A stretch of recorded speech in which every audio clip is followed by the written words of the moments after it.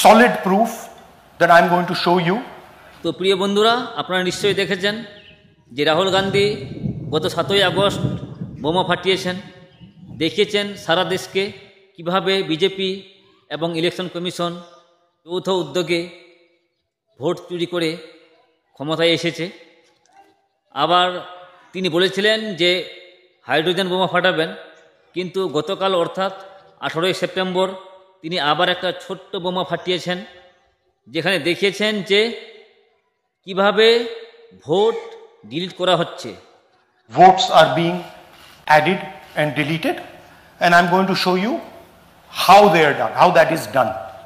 Vote বেছে বেছে অনলাইনের মাধ্যমে হ্যাকিং করে ভোট ডিলিট করা হচ্ছে, কালকে দেখিয়েছেন তিনি। তো এখানে ভোট ডিলিট করা হচ্ছে ওবিসি, আদিবাসী আর যে সমস্ত ভোটার বিজেপিকে ভোট দেয় না, সেই সমস্ত ভোটারকে টার্গেট করা হচ্ছে। তো রাহুল গান্ধীর প্রেস কনফারেন্সের উপর ইলেকশন কমিশন কোনো প্রতিক্রিয়া দেখায়নি, তবে বিজেপির একজন মন্ত্রী বলেছেন যে রাহুল গান্ধী জনতার উপরে, জনগণের উপরে আস্থা রাখছেন না।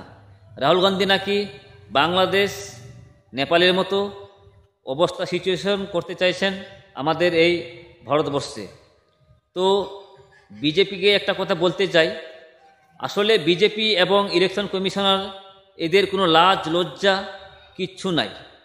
তো বন্ধুরা, আমরা কংগ্রেস তথা রাহুল গান্ধীর মাধ্যমে জানতে পেরেছি কিভাবে বিজেপি ইলেকশন কমিশনার ভোট চুরি করেছে, কিভাবে তারা ভোট ডিলিট করছে, কিভাবে তারা সাধারণ মানুষের ভোটারকে টার্গেট করছে। সমস্ত কিছু রাহুল গান্ধী আমাদেরকে এক এক করে দেখাচ্ছেন।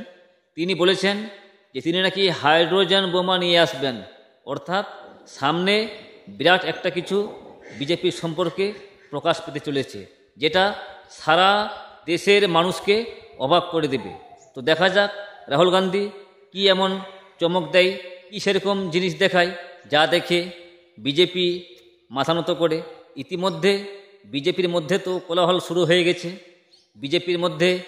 বিজেপির নেতা মন্ত্রীদের মধ্যে টেনশন চলে এসেছে, কেননা সাধারণ মানুষ আর বিজেপিকে গ্রহণ করছে না। তো বন্ধুরা, আমার এই চ্যানেলটিকে আপনারা নিশ্চয়ই নতুন হলে ইউটিউবে দেখে থাকলে সাবস্ক্রাইব করুন, এবং ফেসবুকে দেখে থাকলে এক্ষুনি ফলো করুন এরকম নতুন নতুন ভিডিও পাওয়ার জন্য। তো ভিডিওটি কেমন লাগলো কমেন্টে অবশ্যই জানাবেন। ভিডিও ভালো লাগলে একটা লাইক করে দিন। আবার দেখা হবে নতুন কোনো ভিডিওতে। বাই।